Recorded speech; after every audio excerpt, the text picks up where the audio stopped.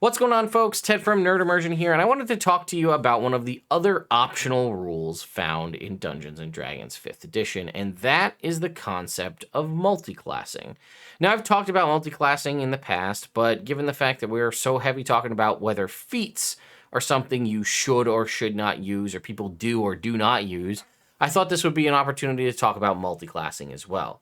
So, there are other optional rules contained in the various 2014 versions of the Player's Handbook Dungeon Master's Guide, but two of the most prevalent ones, again, are feats and multiclassing. Now, I don't think I need to explain what multiclassing is to people, but if you're new to the channel or new to Dungeons & Dragons in general, I'll give you a quick once-over. When you start playing Dungeons & Dragons, you choose a class, whether this be one of the 12 classes available in the 2014 Player's Handbook, the Artificer from Tasha's Cauldron or Eberron, or some other homebrew class that you either made up yourself, found in the DM's Guild, or otherwise.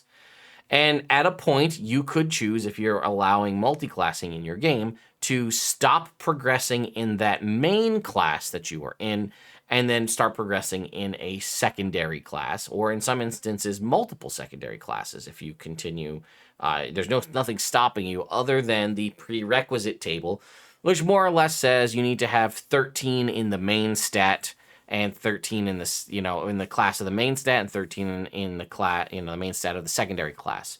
In some instances, it's almost a non-issue, right? For example, if you're multiclassing Bard and Sorcerer, you need to have a 13 Charisma, which more than likely you would have, so no issues for multiclassing.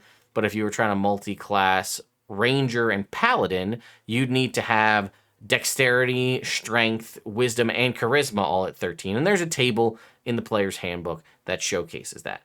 But more importantly, like I said, this is considered an optional rule. Now, we talked about feats and how, at least the survey that I posted here on my channel, shows a drastic thing in favor of everybody using feats. Whereas from Wizards of the Coast, we hear that it's more or less close to half and half of people who do use feats and don't use feats.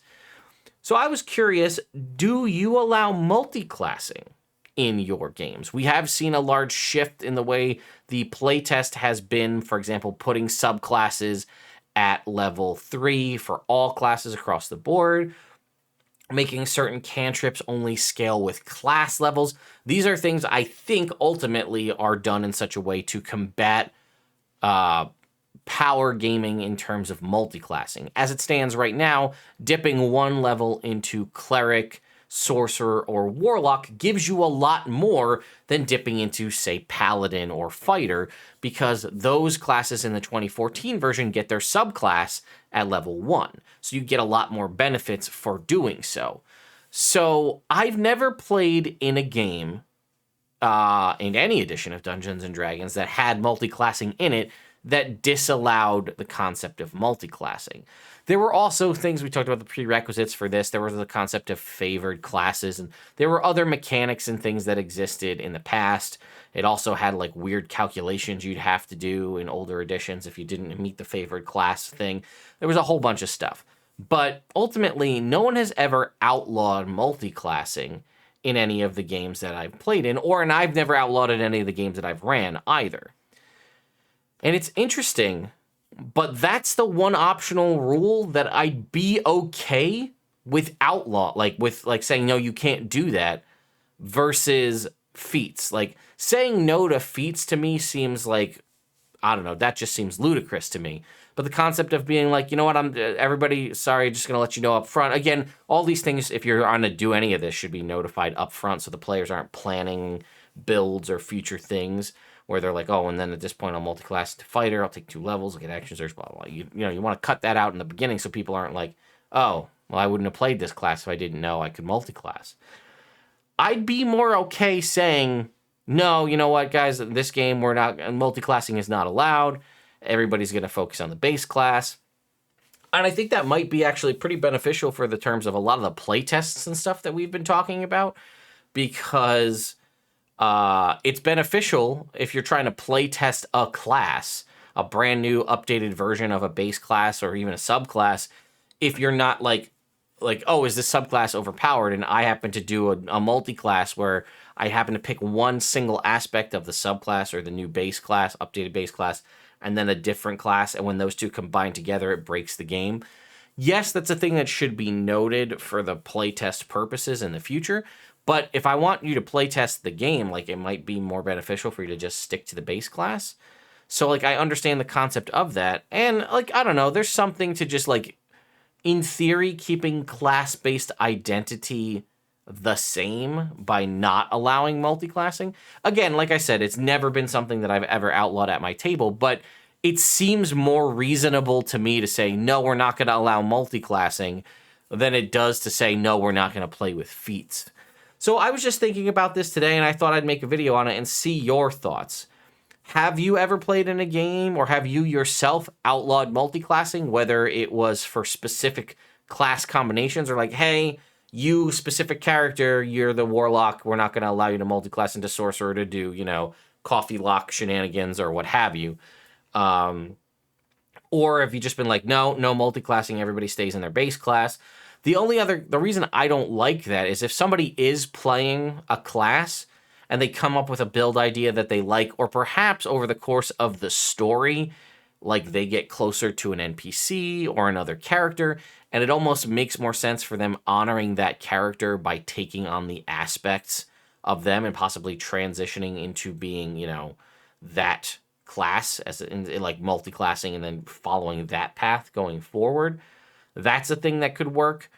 But also it's like a way for them to not have to revamp their entire character, play a new character, but maybe they can still keep the essence of their base character, but continue to play the game, but maybe take it in a different direction. And multiclassing gives you that avenue to do so while still keeping the character the same and not having to do mass retcons where you're like, actually, you know, my character was a level 4 druid, level 2 fighter. Can I just make it like, you know what I mean? You're like, no multiclassing. So you're like, okay, well, I'll just make it all a ranger. I don't know.